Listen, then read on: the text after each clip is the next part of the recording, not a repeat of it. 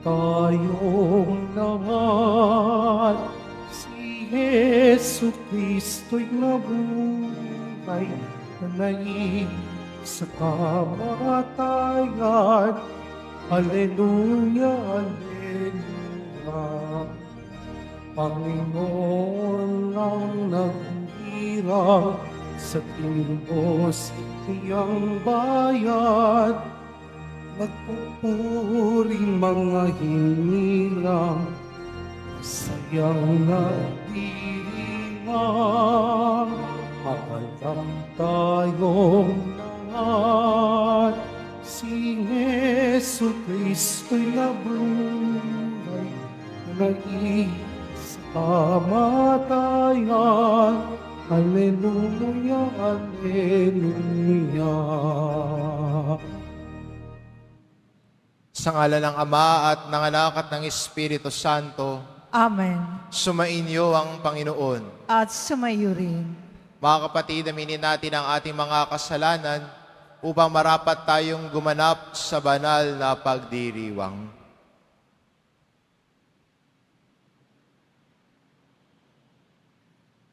Inaamin ko Sa makapangyarihang Diyos at sa inyo mga kapatid, na lubha akong nagkasala sa isip, sa salita, sa gawa at sa aking pagkukulang. Kaya isinasamo ko sa mahal na Birheng Maria, sa lahat ng mga anghel at mga banal, at sa inyo mga kapatid, na ako'y ipanalangin sa Panginoong ating Diyos. Kaawaan tayo na makapangyarihang Diyos, patawarin tayo sa ating mga kasalanan at patnubayan tayo sa buhay na walang hanggan. Amen. Panginoon, kaawaan mo kami. Panginoon, kawaan mo kami. Kristo, kaawaan mo kami. Kristo, kawaan mo kami. Panginoon, kaawaan mo kami. Panginoon, kawaan mo kami. Manalangin tayo.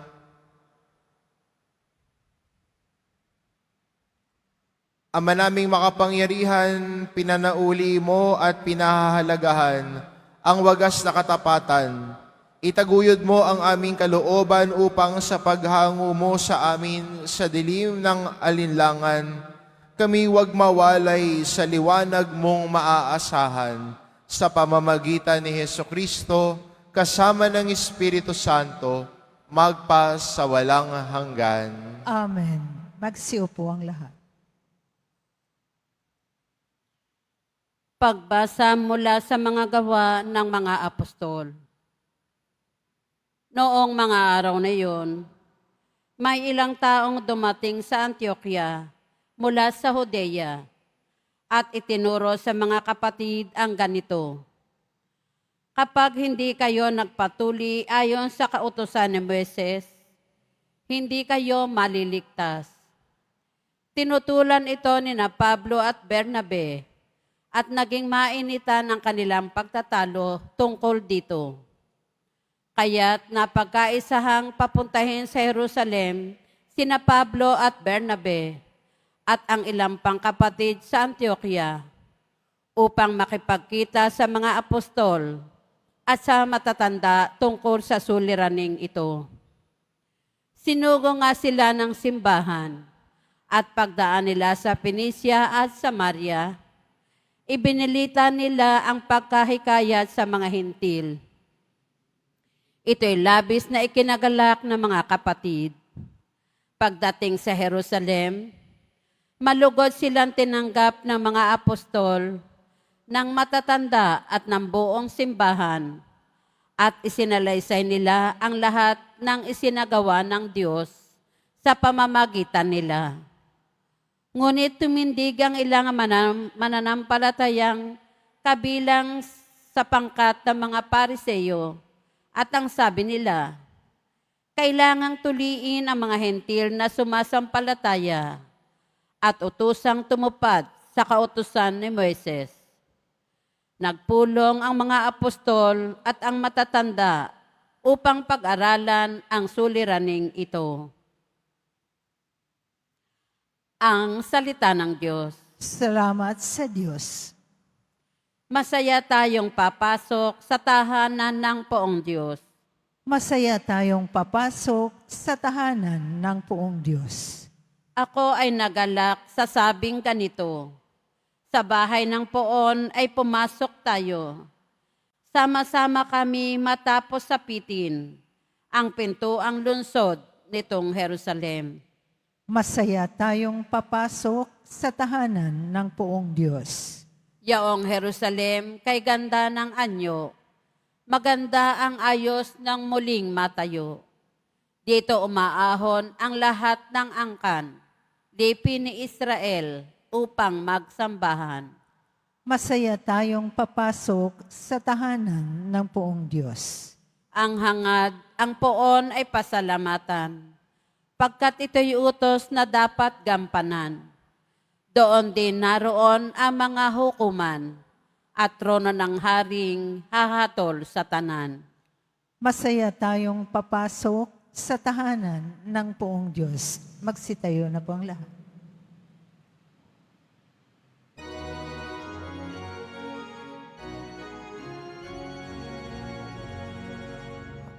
Hallelujah, Hallelujah,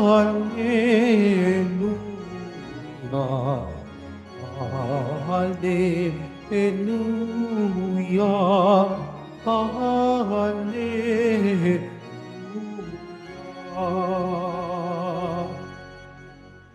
Sa poon ay manatili, siya'y sa tila lagi, mamumungang maluwalhati. Hallelujah,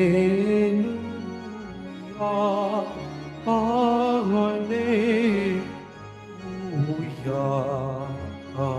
Hallelujah,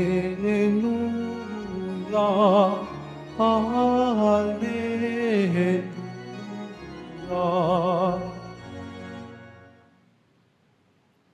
Sumainyo ang Panginoon, At sumayo rin. ang mabuting balita ng Panginoon ayon kay San Juan. Papuri sa iyo, Panginoon. Noong panahong iyon, sinabi ni Jesus sa kanyang mga alagad, "Ako ang tunay na puno ng ubas at ang aking Ama ang tagapag-alaga. Pinaputol niya ang bawat sangang hindi namumunga at kanya namang pinuputulan at nililinisan ang bawat sangang namumunga upang lalong dumami ang bunga. Nalinis na kayo sa pamamagitan ng salitang sinabi ko na sa inyo. Manatili kayo sa akin at mananatili ako sa inyo. Hindi makapamumunga ang sangang hindi nananatiling nakakabit sa puno. Gayon din naman, hindi kayo makapamumunga kung hindi kayo mananatili sa akin. Ako ang puno ng ubas, kayo ang mga sanga. Ang nananatili sa akin at ako sa kanya, ang siyang namumunga ng sagana, sapagkat wala kayong magagawa kung kayo'y hiwalay sa akin. Ang hindi nananatili sa akin ay itatapon at matutuyo, gaya ng sanga. Ang gayong mga sanga ay titipunin at susunugin. Kung nananatili kayo sa akin at nananatili sa inyo ang salita ko, hingin ninyo ang anumang maibigan ninyo at ipagkakaloob sa inyo. Napaparangalan ang Ama kung kayo'y namumunga ng sagana at sa gayo'y napatunayang mga alagad ko kayo." Ang mabuting balita ng Panginoon. Pinupuri ka namin, Panginoong Jesucristo. Magsiupo ang lahat.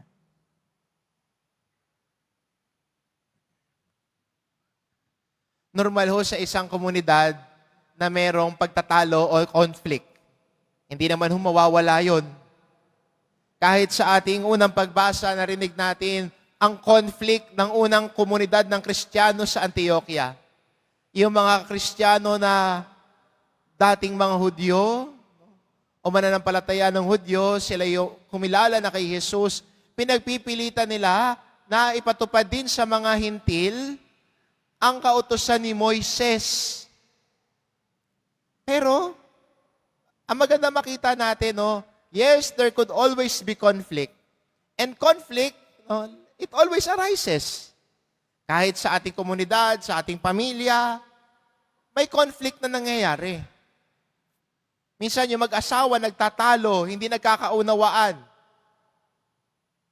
But what makes us Christian different from the others is that we know how to resolve conflicts. At siguro ito yung pinakamahalaga eh. Our capacity to resolve conflicts.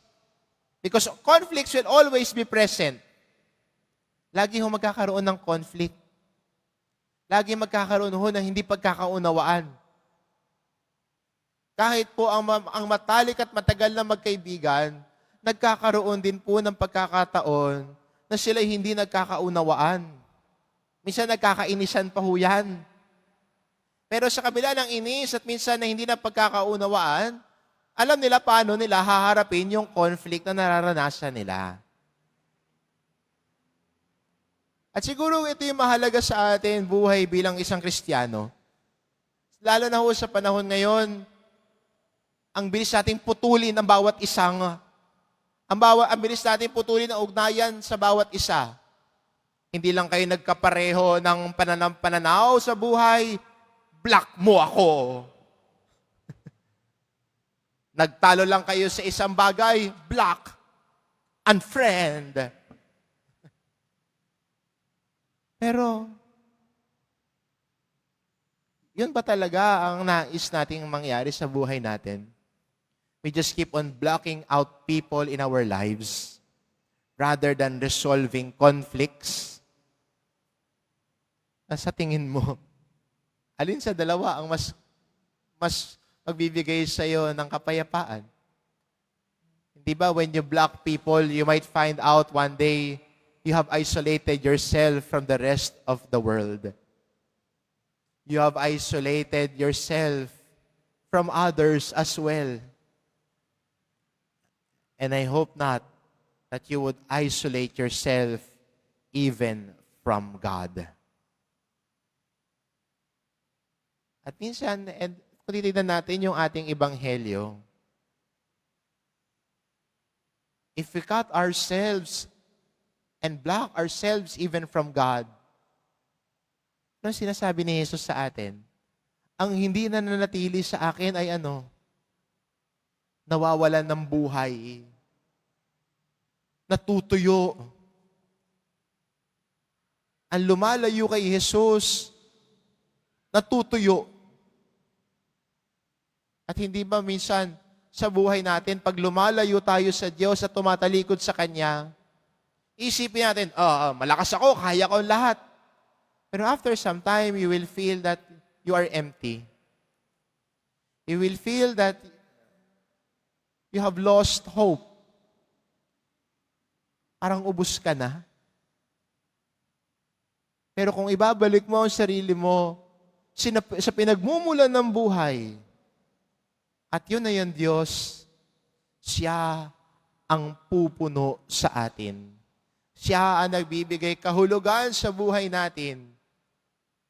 Siya ang gumagabay at nagbibigay buhay sa atin. Kaya sa pamumuhay natin bilang Kristiyano, please stay connected. Connected with God, connected with others. Conflicts, lagi ho nangyayari yan. Hindi mo may iwasan yan. Pero sa kabila ng mga hindi pagkakaunawaan, kayang-kayang ayusin yan. Walang dahilan para hindi maayos. Alam niyo paano? Bawasan mo yung pride mo. Bawasan mo yung pagiging mapagmataas mo. Subukan mong makinig, subukan mong umunawa. Alam ko, hindi madali yung sinasabi ko ngayon. Kasi mas gusto mong maging mas makapangyarihan, mas magaling. But will that bring you anywhere? Will that give you meaning in life? Will that resolve your conflicts? Ang tao marunong magpakababa, yun ang taong lumalago. Ang tao marunong ayusin ang mga problema sa paligid niya o mga conflict sa paligid niya. Hindi ba yan yung taong lumalago? Hindi yung taong parang chronicler. Sinusulat ang lahat ng pagkakamali at kabisado ang pagkakamali ng kapwa niya.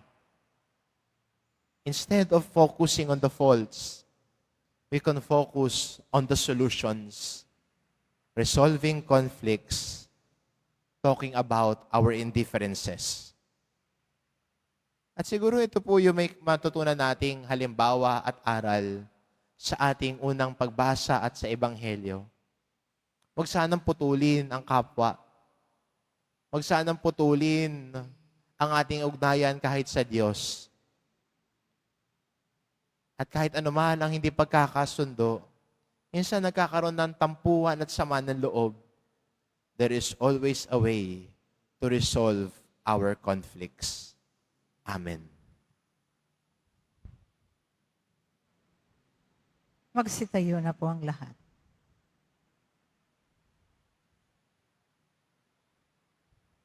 Minamahal ko mga kapatid, habang nagkakatipon tayo bilang bayang sumasamba sa Panginoon, ilapit natin sa Diyos ang ating Ama, ang ating mga pangangailangan ng may pagtitiwala. Ang ating itugon, walang hanggang tagapagtanim ng ubas, gawin mo kaming mabunga. Walang hanggang tagapagtanim ng ubas, gawin mo kaming mabunga. Ang pagkakaisang nagmumula kay Kristo, ang tunay na puno ng ubas, naway makahikayat sa lahat ng Kristiyano sa kanyang simbahan. Manalangin tayo. Walang hanggang tagapagtanim ng ubas, gawin mo kaming mabunga. Ang mga pari, reliyoso at mga misyonero, naway maging tapat sa kanilang bukasyon sa simbahan at manatiling kaisa ni Kristo sa kanilang gawain. Manalangin tayo. Walang hanggang tagapagtanim ng ubas, gawin mo kaming mabunga. Ang mga nagdaranas ng mga pagsubok at kahirapan sa buhay, naway manatiling tapat kay Kristo at sa kanyang ebanghelyo. Manalangin tayo. Walang hanggang tagapagtanim ng ubas, gawin mo kaming mabunga. Ang mga may sakit, naway tingnan si Kristo bilang bukal ng lakas at kagalingan. Manalangin tayo. Walang hanggang tagapagtanim ng ubas, gawin mo kaming mabunga. Ang mga tapat sa Panginoon na namayapa, naway manatili kay Kristo magpa sa walang hanggan. Manalangin tayo. Walang hanggang tagapagtanim ng ubas, gawin mo kaming mabunga. Panginoon, wala kaming magagawa anuman kung wala ka sa aming piling. Dinggin mo ang aming mga panalangin at panatilihin mo kami sa iyong pag-ibig. Hinihiling namin ito sa pamamagitan ni Kristo na aming Panginoon. Amen. Magsiupo ang lahat.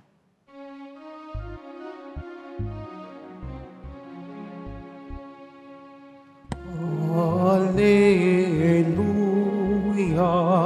hallelujah, hallelujah,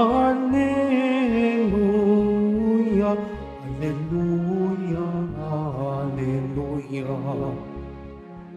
Ang lupa'y nayanit, ito rin ay tumahimik, nang ang poon ay tumindid, pinangupong natin.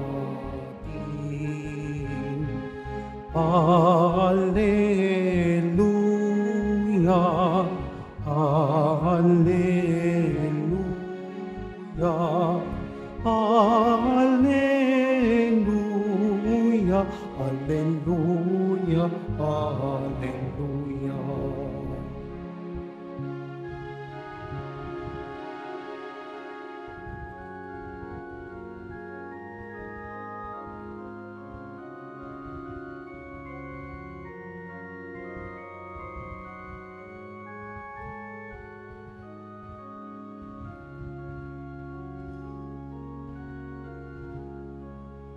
Magsitayo na po ang lahat.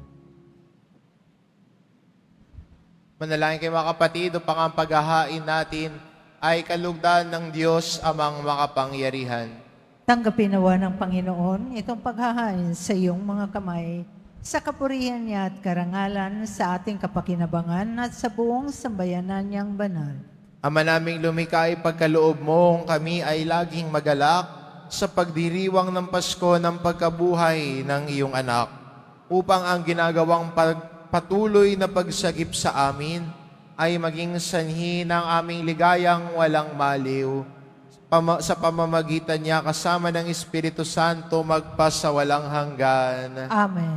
Sumainyo ang Panginoon. At sumayo rin. Itaas sa Diyos ang inyong puso at diwa. Itinaas na namin sa Panginoon. Pasalamatan natin ang Panginoong ating Diyos. Marapat na siya ay pasalamatan. Ama naming makapangyarihan, tunay ang marapat na ikaw ay aming pasalamatan. Ngayong ipinagdiriwang ang paghahain ng Mesiyas, ang maamong tupa na tumubos sa aming lahat. Ang katawan ng anak mong sa krus na bayubay ay handog ng pag-ibig na walang kapantay. Ito ang paghahaing ganap mong kinalugdan. Ito ang nilungati ng dating pag-aalay. Ang buong sarili ng anak mong si Jesus ay inihain sa iyo upang kami matubos. Siya ang dambana at paring naghahandog. Siya pa rin ang tupang handog na ibinukod. Kaya kaysa ng mga anghel na nagsisiawit ng papuri sa iyo nang walang humpay sa kalangitan, kami nagbubunyi sa iyong kadakilaan. Santo, Santo, Santo, Panginoong Diyos ng mga hukbo, napupuno ang langit at lupa ng kadakilaan mo. Usana sa kaitaasan. Pinagpalang na paririto sa ngalan ng Panginoon. Usana sa kaitaasan. Magsiluhod po ang lahat. Ama naming banal, ikaw ang bukal ng tanang kabanalan, kaya't sa pamamagitan ng iyong Espiritu, gawin mong banal ang kaloob na ito, upang para sa amin maging katawan at dugo ng aming Panginoong Hesukristo.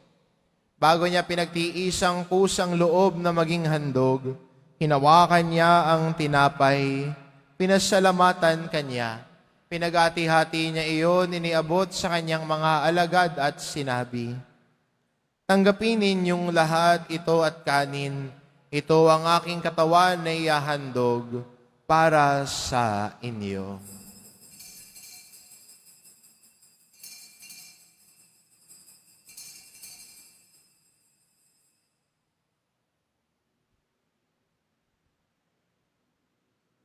Gayun din naman na matapos ang hapunan, hinawakan niya ang kalis, muli kanyang pinasalamatan. Iniabot niya ang kalis sa kanyang mga alagad at sinabi, "Tanggapin ninyong lahat ito at inumin ito ang kalis ng aking dugo, ng bago at walang hanggang tipan. Ang aking dugo na ibubuhos para sa inyo at para sa lahat, sa ikapagpapatawad ng mga kasalanan. Gawin ninyo ito sa pag-alala sa akin."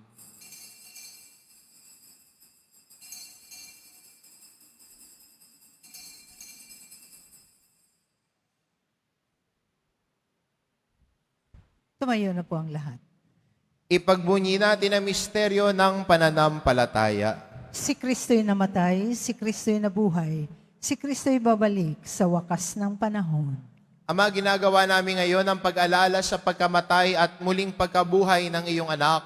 Kaya't inaalay namin sa iyo ang tinapay na nagbibigay buhay at ang kalis na nagkakaloob ng kaligtasan. Kami nagpapasalamat dahil kami iyong minarapat na tumayo sa harap mo para maglingkod sa iyo. Isinasamo namin kaming magsasalo-salo sa katawan at dugo ni Kristo ay mabuklod sa pagkakaisa sa pamamagitan ng Espiritu Santo.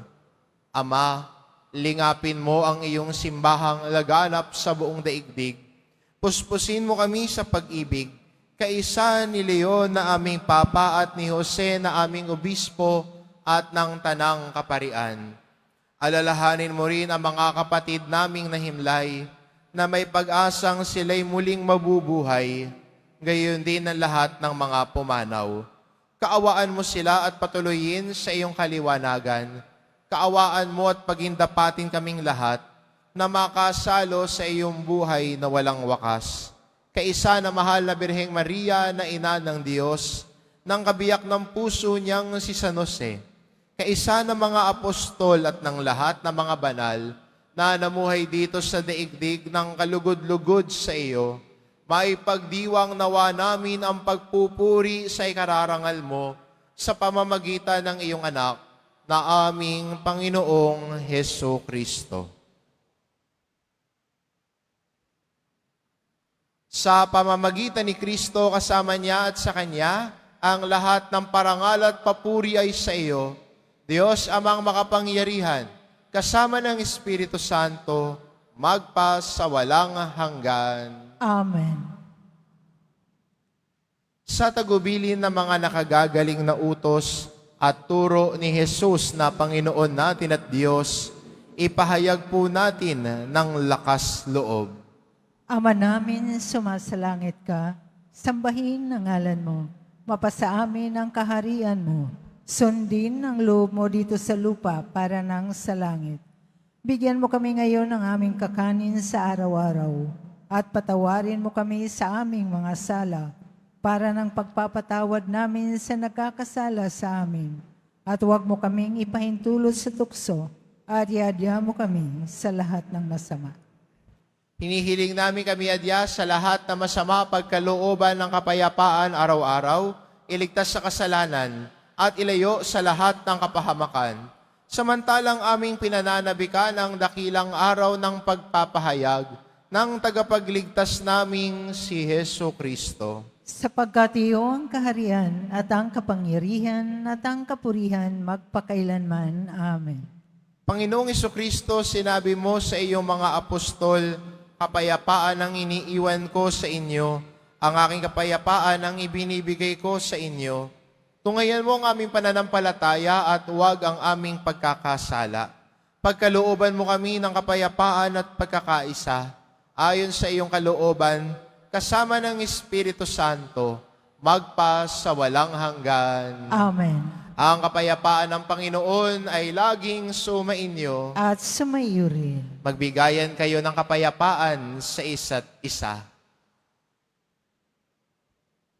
Kordero ng Diyos na nag-aalis ng mga kasalanan ng sanlibutan, maawa ka sa amin.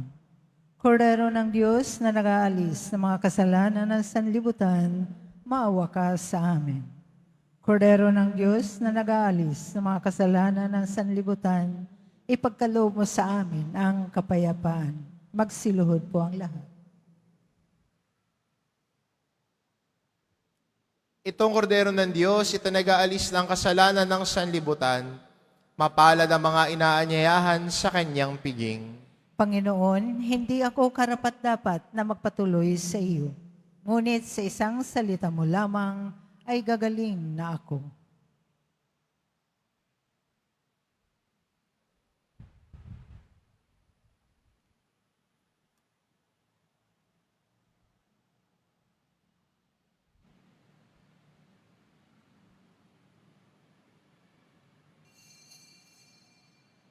Para sa lahat ng tatanggap ng banal na komunyon, sasagot po tayo ng Amen. Pagkasabi ng paryo ng lay minister ng katawan ni Kristo at isubo agad sa bibig bago umalis sa harapan ng paryo ng lay minister. Sumunod po tayo.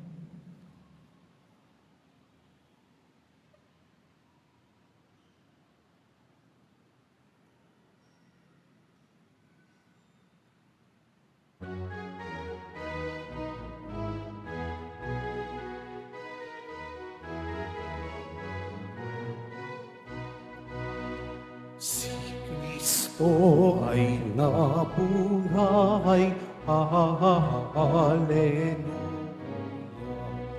Lubos ngang nagtagumpay, Hallelujah. Sa lahat niyang kalaban, Hallelujah. Magalak at magdiwang, Hallelujah.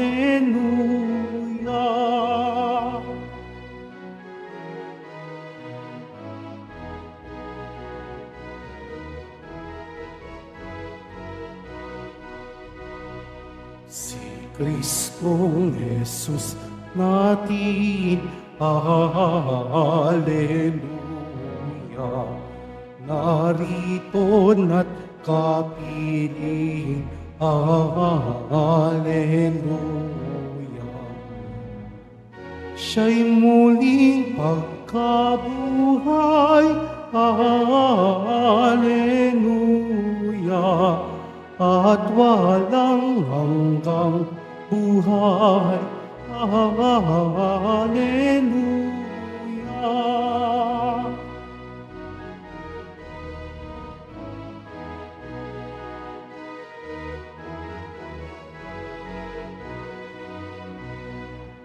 Tayo ay nabubuhay, Hallelujah. Sa Espiritong bigay, Hallelujah.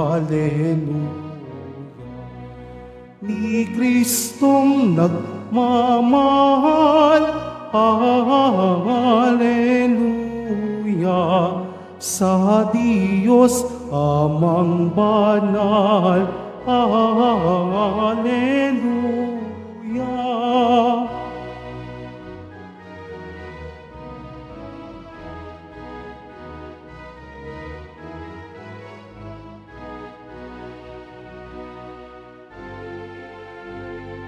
Si Kristo ay nabuhay, Hallelujah.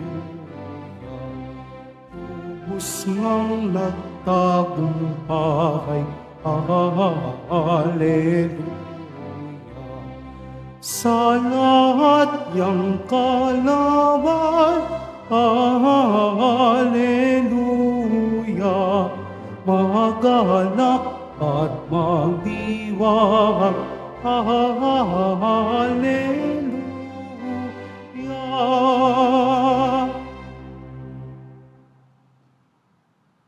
Announcement. Mga kadiboto, mabibili pa rin po sa ating Paris Office ang Nazareno Images, Nazareno Medallion, at ang Nazareno Novena and Prayer Booklet in English or Tagalog. Pagkatapos ng misa, wiwisikan po ang lahat ng banal na tubig. Pinakikiusapan ng lahat na manatili lamang muna sa inyong mga lugar. Tanging sa Quezon Boulevard o sa Plaza San Juan lamang ang labasan ng lahat. Sumunod po tayo. Maraming salamat po sa inyong pagdalaw at pagsisimba sa Basilica Minor at Pambansang Dambana na Jesus Nazareno.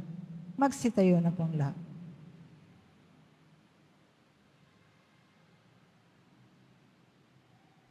Manalangin tayo. Ama namin mapagmahal, ang aming mga pagluhog ay iyong pakinggan para sa pagkakamit ng iyong tulong sa amin araw-araw at para sa pagkakaloob ng ligayang walang katapusan na pawang idinudulot ng banal na pakikinabang sa pagdiriwang ng pagpapalitan ng iyong bigay at aming alay sa pamamagitan ni Hesukristo kasama ng Espiritu Santo magpa sa walang hanggan. Amen. Sumainyo ang Panginoon. At sumayo rin. Mahal na pong Jesus Nazareno, inihayag mo sa pamamagitan ng krus ang walang maliw na pag-ibig ng Diyos sa sangkatauhan. Pakinggan mo ang kahilingan lalo na para sa mga nangangailangan ng iyong tulong at awa. Makamtanawa namin ang iyong kasagutan na may utang na loob na tinatanaw. Basbasan din po ninyo itong mga imahen at dasalan upang lalo kaming manalangin at magtiwala sa pamamagitan ng bendisyon na ito, naway lalo kaming maging mapaglingkod, masunurin at tapat sa iyo na aming malwalhating Panginoon, magpa sa walang hanggan. Amen. At pagpalain kayo ng ating mapagmahal na Diyos, ang Ama at ang Anak at ang Espiritu Santo. Amen. Umayo kayo, taglay ang kapayapaan ng poong Jesus Nazareno. Salamat sa Diyos.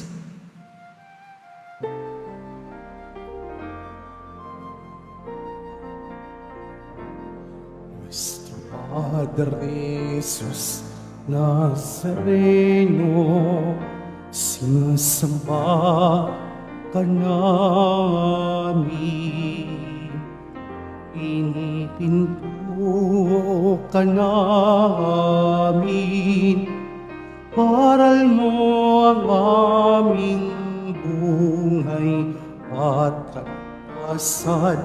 Nuestro Padre Jesus Nazareno, iligtas mo kami sa kasalanan. Ang krus mo pinamatayan ay sagisag ng aming kaligtasan. Nuestro Padre Jesus Nazareno, pinarangal ka namin. Nuestro Padre Jesus Nazareno, minumulgat ka namin. Nuestro Padre Jesus Nazareno, pinarangal ka namin. Nuestro Padre Jesus Nazareno, inuwalhati ka namin.